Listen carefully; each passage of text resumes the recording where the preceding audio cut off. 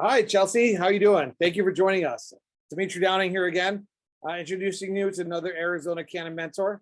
It's always our pleasure and privilege to host these incredibly talented individuals.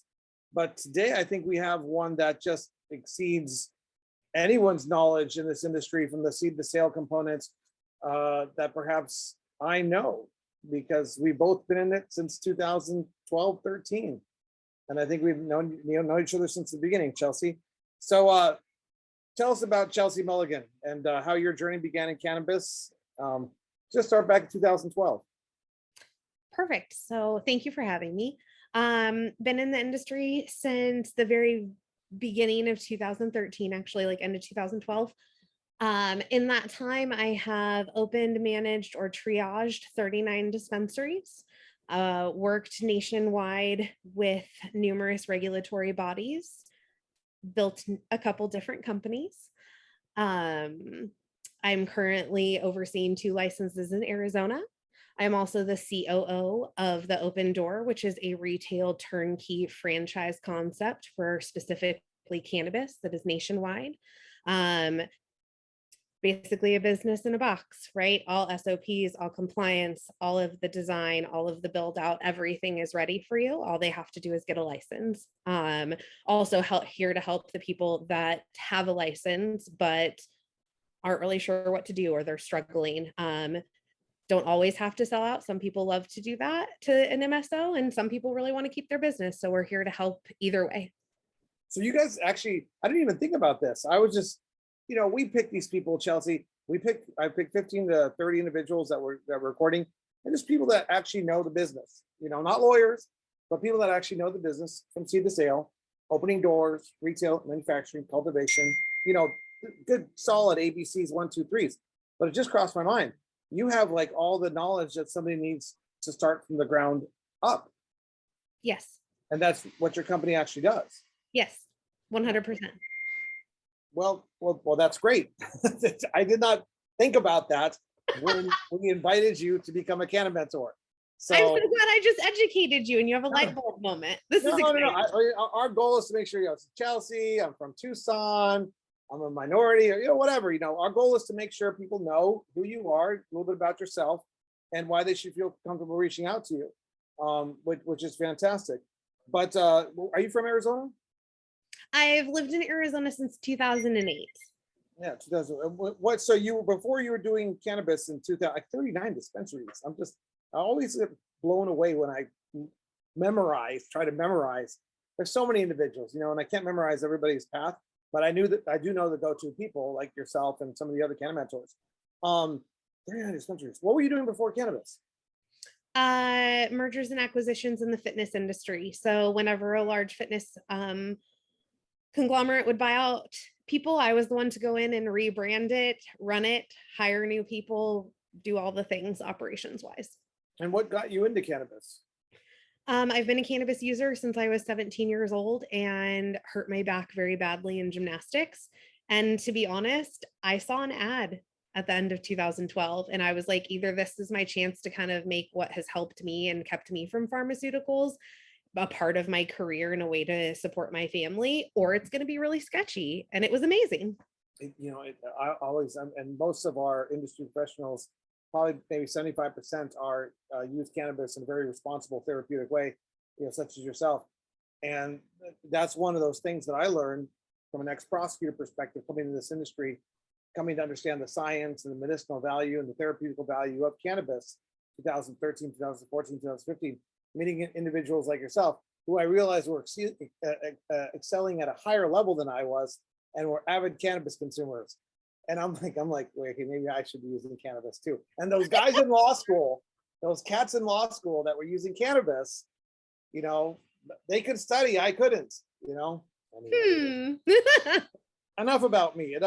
We're here to introduce you to the social equity community, and so they can get an idea of who you are and how to reach out to you. What licensing process is happening right now? And this will stay online post-licensing process.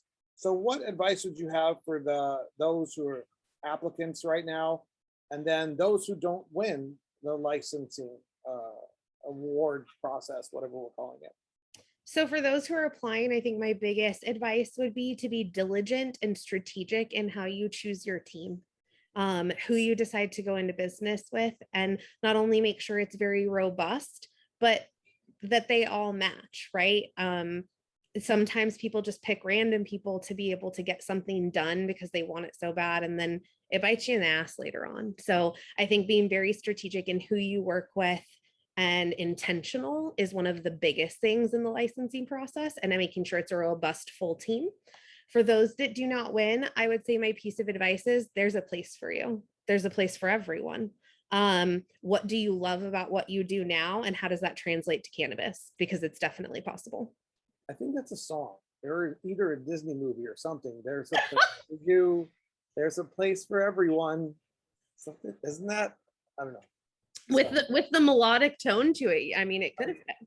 I enjoy our conversations. I do like little moments of wisdom there that get thrown out there.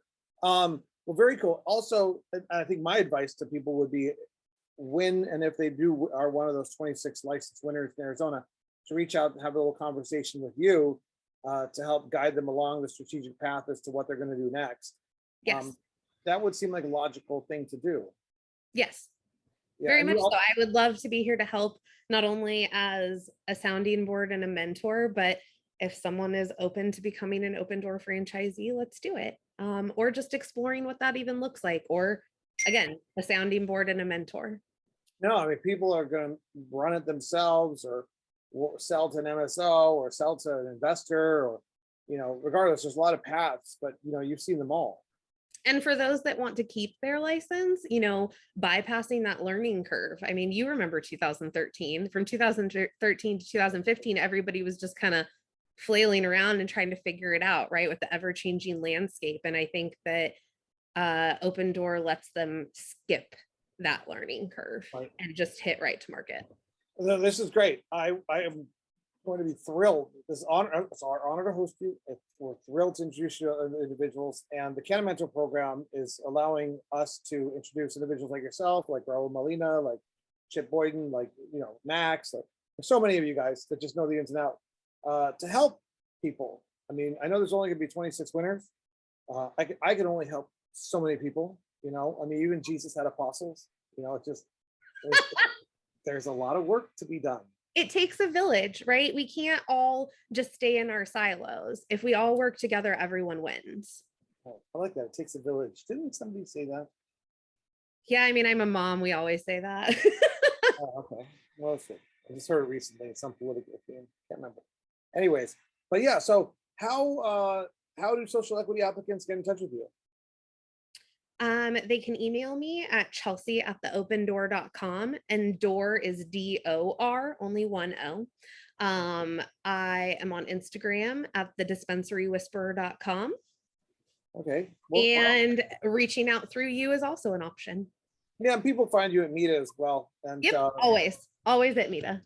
And we're finding that a lot of people, this is reaching different people through the website, but what's most inspiring is to me is those people that said, I found out I wasn't social equity eligible, but I was going to curse that.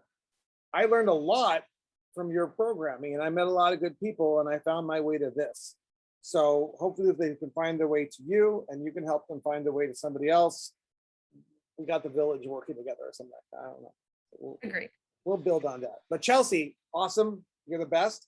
And if you have any other Cannamentors, we want seed to sale experts. We want people who can answer any questions. Like if somebody wants to know what went wrong with MJ Freeway in 2016 and why is it such a great platform now, you can answer that question. Yes, I can. My 2 licenses I was running when that happened in 2016 were the only ones that didn't handwrite for that first week. I created an electronic Google Sheet spreadsheet system. We don't have to go back to handwriting. It's not 1982. There's nothing about this industry that you don't know. And so people should know that. And I hope if they have any questions about the industry, they reach out to you. Thank you so much for having me. Thank you, Chelsea, very much.